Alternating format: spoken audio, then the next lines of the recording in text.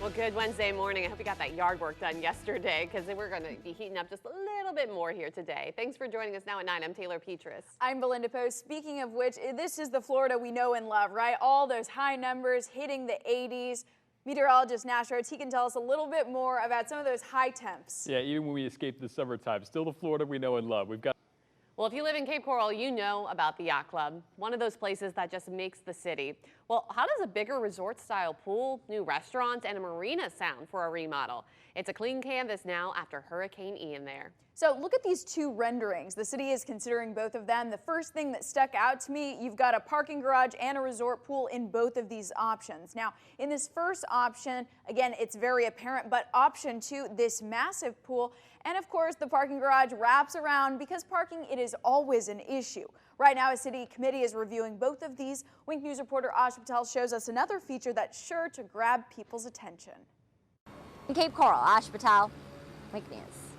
More than 300 books ripped from the shelves at Collier County schools, including bestsellers like author Stephen King. This morning, 2 school board members say if it were up to them, many of the books now banned in a school district would still be on the shelves. The district released its list of pulled books to be in compliance with a new law that prohibits books with sexual content. Among the ones pulled were Pulitzer Prize winners, even books turned into movies like Forrest Gump, My Sister's Keeper, and 13 Reasons Why. We asked Lee and Charlotte schools how many books they've removed. Charlotte did not respond. Lee has removed 6. Collier parents want to know why so many were taken out of their child's school, so we asked board chair Kelly Lichter. I can relate to some of those book titles. I've read them too. Again, it goes back to the language and statutes. If it has any of this sexual content, those books are flagged. The state did not release a list of books to ban, so it's up to each district's discretion. Fellow board member Stephanie Lucarelli said librarians could be charged if they don't follow the law. 3 people attack a man in a wheelchair, and the entire assault was caught on camera. But I told and as you see, I did. But now this morning, there are questions about if the victim sparked the attack. We have new home security footage from a neighbor showing the same attack from a different angle. And Week News reporter Michael Hudak shows us what else he was able to uncover while digging into this story. Wink News. It's important to note that none of what the family says is corroborated by the Lee County Sheriff's Office, and attacking someone is still a crime. That's why Rodriguez and her 2 sons, Jonathan Gonzalez and Jason Chavez, are behind bars charged with abuse of a disabled person. Mom and sons are expected to be in court later this morning. Wink News will be there. We'll let you know if that second video makes any difference in this case.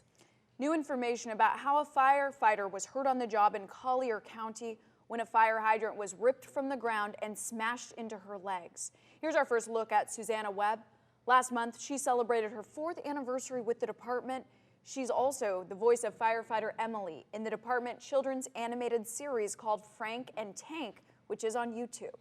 The spokesperson for North Collier Fire explained how the hydrant detached while crews responded to a house fire Monday in Naples Park. The line hooked on the back of the tailboard of the truck and then pulled onto the hydrant.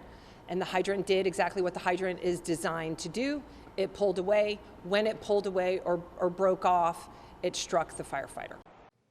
The hydrant's since been replaced. Webb went through several hours of surgery, but is on the mend. Our pets are part of the family. A lot of us couldn't ever imagine hurting them, but some people aren't the same. We've reported on too many cases of animal abuse and neglect just this year, which is why Lee County is now creating an animal abuse registry. The registry will show the names and pictures of people convicted of animal abuse. This will make it easier for shelters to know who they are letting adopt their animals and make sure those animals are going to safe homes. If anyone abuses an animal in this county, we're coming for them.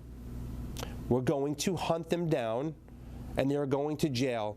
I promise you. That registry isn't just for shelters. Anyone can use it if they're looking to rehome a pet. An Israeli police officer is shot twice while trying to save innocent people during the initial Hamas attack. I'm trying to walk sometimes to stay normal. I don't know how to call it, to stay alive. Next, this miraculous recovery and how families are coping with loved ones trying to get treatment in the war. And panic in the plaza. University of Florida students run for cover during a vigil to show support for Israel. This morning, new body camera video showing the chaos and the threat police were investigating.